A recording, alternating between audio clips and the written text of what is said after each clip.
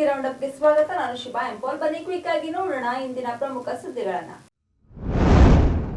ಲೋಕಾಯುಕ್ತ ಬಲೆಗೆ ಬಿದ್ದಿದ್ದ ಕವಲ್ಗಾಬಿ ಗ್ರಾಮದ ಗ್ರಾಮ ಪಂಚಾಯತ್ ಪಿಡಿಒ ಪ್ರೀತಿರಾಜ್ ಅಮಾನತುಗೊಳಿಸಿ ಜಿಲ್ಲಾ ಪಂಚಾಯತ್ ಸಿಇಒ ಭವಂಗರ್ ಸಿಂಗ್ ಮೀನಾ ಅವರು ಆದೇಶ ಹೊರಡಿಸಿದ್ದಾರೆ. ಕಲಬುರಗಿ ತಾಲೂಕಿನ ಕವಲ್ಗಾಬಿ ಗ್ರಾಮದ ಪಂಚಾಯಿತಿ ಪಂಪ್ ಆಪರೇಟರ್ ವೇತನ ಮಾಡಲು 17,000 ಲಂಚ ತೆಗೆದುಕೊಳ್ಳುವಾಗ ಪ್ರೀತಿರಾಜ್ ಅವರು ಲೋಕಾಯುಕ್ತ ಬಲೆಗೆ ಬಿದ್ದಿದ್ದರು. ಇದೀಗ ಜಿಲ್ಲಾ ಪಂಚಾಯತ್ ಸಿಇಒ ಭವಂಗರ್ ಸಿಂಗ್ ಮೀನಾ ಅವರು ಅಮಾನತು ಮಾಡಿ ಆದೇಶ ಹೊರಡಿಸಿದ್ದಾರೆ.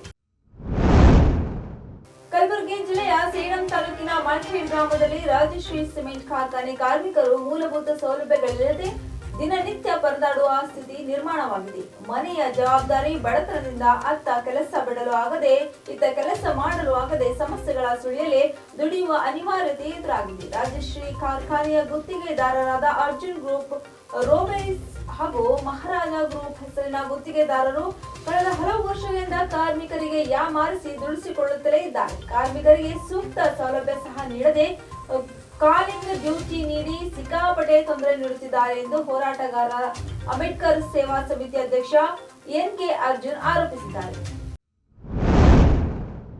ನಾನು ಚಿದಾನಂದ್ ಬಸದಕಟ್ಟಿ ಇರೋದು ಮಾಲ್ಗತ್ತಿ ಒಳಗೆ.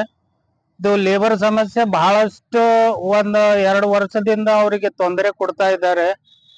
ಯಾಕಂದ್ರೆ ಅವರಿಗೆ ನಾನು ಒಂದು ಲೇಬರ್ ಇದ್ದೇನೆ, 16 ವರ್ಷ 17 ವರ್ಷ ದುಡ್ದಿದ್ದೇನೆ. ನಮಗ್ ಸಿಗೋ ಸವಲತ್ತು ಅವರಿಗೆ ಏನೂ 10 ಪೈಸೆ ಯಾವುದು ಸಿಗೋದಿಲ್ಲ. ಯಾಕಂದ್ರೆ ಇವು ಮಹಾರಾಜ ಮತ್ತು ಅರ್ಜುನ್ ರೋಡ್ವೈಸ್ ಅವರು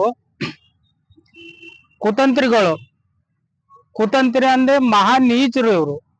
ಯಾಕಂದ್ರೆ ಅವರು ಲೇಬರಿಗೆ ಕೆಲಸ ತಿಕ್ಕೋದು, ಅದ್ರ ಹೊರತಾಗಿ ಅವ್ರು ಹೊಟ್ಟಿ ತುಂಬಿಸೋದು ವಿಚಾರ ಇಲ್ಲ. ಯಾಕಂದ್ರೆ ಅವರಿಗೆ ಎಲ್ಲಿದ್ದು ಬಂದಾರ, ಈ ಉತ್ತರ ಪ್ರದೇಶ, ರಾಜಸ್ಥಾನ ಎಲ್ಲ ಲೇಬರ್ ಯಾರು ಕೇಳೋರಿಲ್ಲ, ಹೇಳೋರಿಲ್ಲ. ಈಗ ಅಂಬೇಡ್ಕರ್ ಸೇವಾ ಸಮಿತಿಯ ನೆರಳಿಗೆ ಬಂದಿದ್ದಾರೆ. ನಾವು ಹಕ್ಕ ಅವರಿಗೆ ಇಸ್ಕೊಡ್ಬೇಕಂತ ನಾವು ಶಪಥ ಮಾಡಿ ಹೇಳ್ತೇವೆ. ಎಷ್ಟು ಜನ ಮೊದಲು ಮಾಡೋರಿಗೆಲ್ಲ ಸೌಲಭ್ಯಗಳಿದೆ? ನಾವು ವಾಡಿ ಒಳಗೆ ಮಾಡ್ತಿದ್ದೆವು.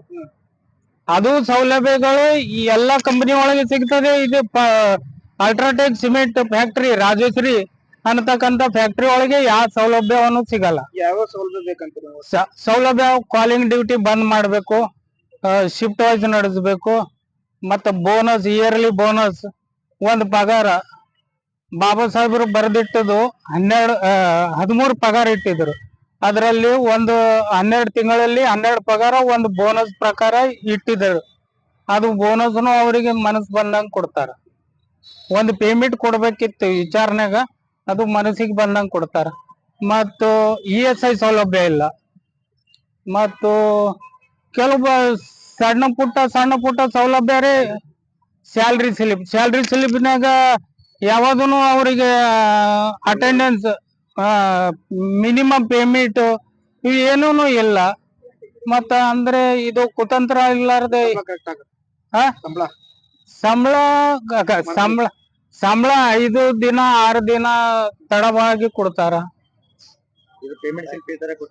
ಈ ತರ ಈ ಪೇಮೆಂಟ್ ಸ್ಲಿಪ್ ಒಳಗೆ ಡೈಲಿ ವೇಜಸ್ ಅಂತ ಹೆಸರೇ ಇಲ್ಲ, ನಂಬರೇ ಇಲ್ಲ.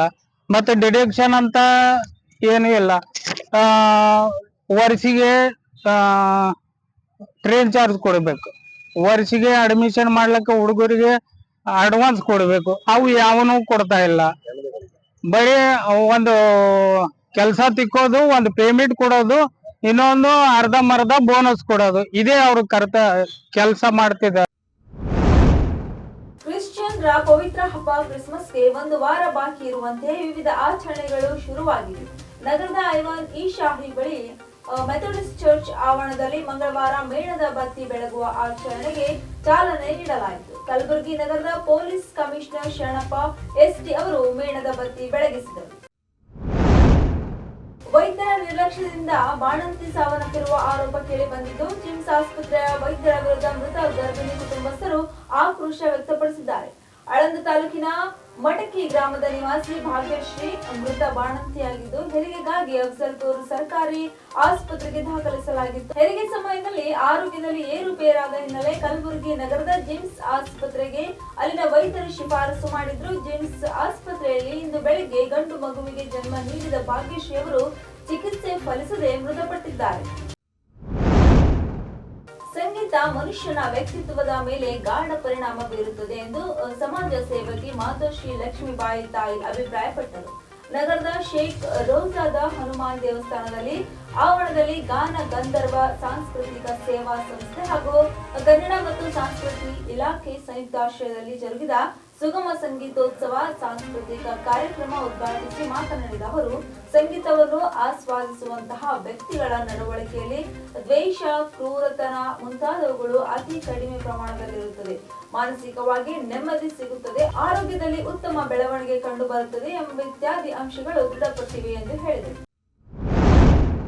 ಸೇಡಂ ತಾಲೂಕಾ ಪಂಚಾಯತ್ ಸಭಾಂಗಣದಲ್ಲಿ ಆಯೋಜಿಸಲಾಗಿದ್ದ ಜೆಜೆಎಂ ಮತ್ತು ಸ್ವಚ್ಛ ಭಾರತ್ ಮಿಷನ್ ಯೋಜನೆಗಳ ಅಡಿಯಲ್ಲಿ ಗ್ರಾಮ ಪಂಚಾಯತ್ ಅಭಿವೃದ್ಧಿ ಅಧಿಕಾರಿಗಳು, ಡಾಟಾ ಎಂಟ್ರಿ ಆಪರೇಟರ್ ಹಾಗೂ ನೀರು ಘಟಕಗಳಿಗೆ ಫೀಲ್ಡ್ ಟೆಸ್ಟ್ ಕಿಟ್, ನೀರು ಪರೀಕ್ಷೆ ತರಬೇತಿ ಶಿಬಿರ ಹಾಗೂ 1 ದಿನದ ಕಾರ್ಯಾಗಾರ ಜರುಗಿತು. ಭಾರತೀಯ ಹವಾಮಾನ ಇಲಾಖೆಯು ಡಿಸೆಂಬರ್ 18ರಂದು ರೆಡ್ ಅಲರ್ಟ್ ಮತ್ತು ಡಿಸೆಂಬರ್ 19ರಂದು ಯೆಲ್ಲೋ ಅಲರ್ಟ್ ಘೋಷಿಸಿರುವ ಹಿನ್ನೆಲೆಯಲ್ಲಿ ಕಲಬುರಗಿ ಜಿಲ್ಲಾದ್ಯಂತ ಬೆಳಗಿನ ಜಾವ ತೀವ್ರವಾದ ಶೀತ ಗಾಳಿ ಬೀಸುವ ಸಾಧ್ಯತೆ ಇರುವುದರಿಂದ ಸಾರ್ವಜನಿಕರು ಆರೋಗ್ಯದ ಬಗ್ಗೆ ಎಚ್ಚರಿಕೆ ವಹಿಸುವಂತೆ ಜಿಲ್ಲಾಧಿಕಾರಿ ಬಿ ಫೌಜಿಯಾ ತರ್ನುಮ್ ಜಿಲ್ಲೆಯ ಜನತೆಯಲ್ಲಿ ಮನವಿ ಮಾಡಿಕೊಂಡಿದ್ದಾರೆ. ಇವಾಗಿದ್ದವು ಇವತ್ತಿನ ಪ್ರಮುಖ ಸುದ್ದಿಗಳು. ನಾಳೆ ಮತ್ತೆ ಭೇಟಿಯಾಗೋಣ. ಕಲಬುರಗಿ ನಮಸ್ಕಾರ.